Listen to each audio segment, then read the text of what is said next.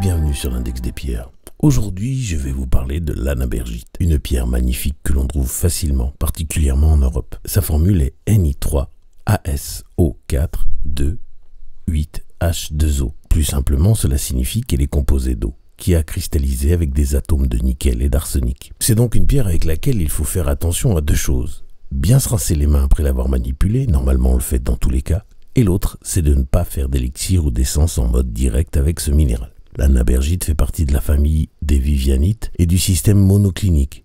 Elle doit son nom à Henry G. Brooke et William Alois Miller en 1852 qui l'ont découvert en Allemagne dans la région de la Saxe à Annaberg. C'est une pierre très friable avec une dureté entre 1,5 et 2,5.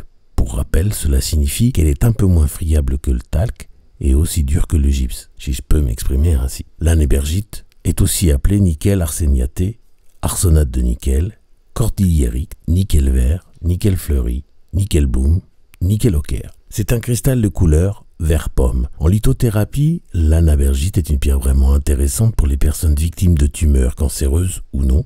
Son énergie aide à les combattre, ainsi que les infections et les troubles cellulaires. L'anabergite vous aidera à recevoir la radiothérapie ou les traitements radioniques en dormant avec ou en l'apportant au quotidien en période de traitement. L'autre intérêt majeur du nickel arséniaté est que sur le plan psychologique, elle nous aide à redécouvrir ou découvrir qui l'on est vraiment, puis de le refléter au monde. Pour cela, il suffit de la placer dans le chakra soma. J'en profite pour vous rappeler comment programmer votre pierre. Dans tous les cas, il faut prendre la pierre dans la main gauche et vous concentrer dans votre intention. Et dans le cas précis, dire « Je demande à mon anabergite de toujours travailler pour mon plus grand bien et plus particulièrement me permettre de savoir qui je suis vraiment. » Et de le refléter au monde, cela ou quelque chose de mieux. Merci, c'est tout simple. Ensuite, vous déposez la pierre dans votre chakra soma qui se trouve juste en dessous de votre chakra couronne et méditez sur qui vous êtes. Repartez depuis l'enfance, les activités qui vous plaisaient, les jeux que vous aimiez, les endroits qui ont bercé votre enfance, puis votre pierre fera le reste de la route.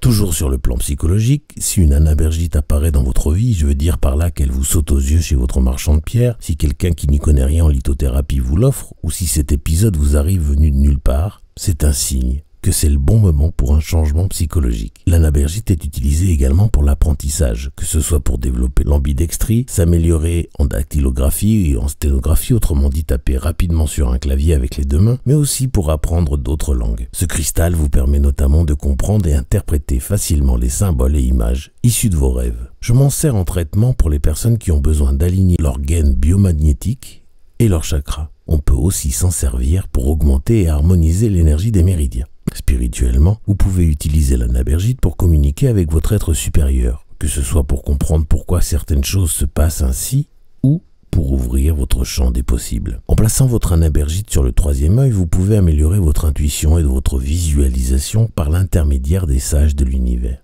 Parfois, on se sent vraiment perdu. On se dit que l'on ne peut pas être sur Terre comme ça, pour en finir comme ça, pour avancer comme ça. Vous voyez quoi? Eh bien, vous pouvez utiliser à ce moment-là l'anabergite. Elle vous permettra de vous harmoniser, moi je préfère dire vous resynchroniser avec votre être supérieur.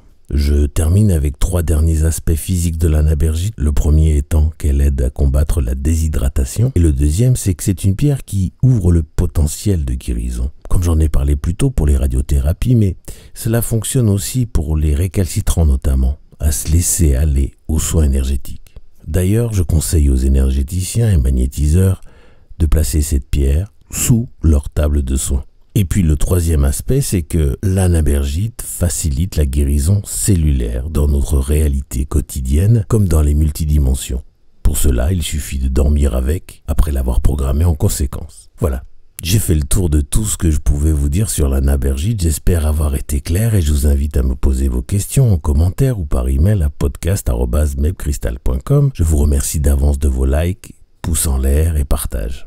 J'en profite pour vous rappeler que vous pouvez en savoir plus sur les soins que je propose sur mepcrystal.com et que vous pouvez prendre un rendez-vous directement sur mon site. Je vous quitte en vous envoyant tout mon amour et en demandant à l'univers de vous baigner dans la meilleure énergie possible.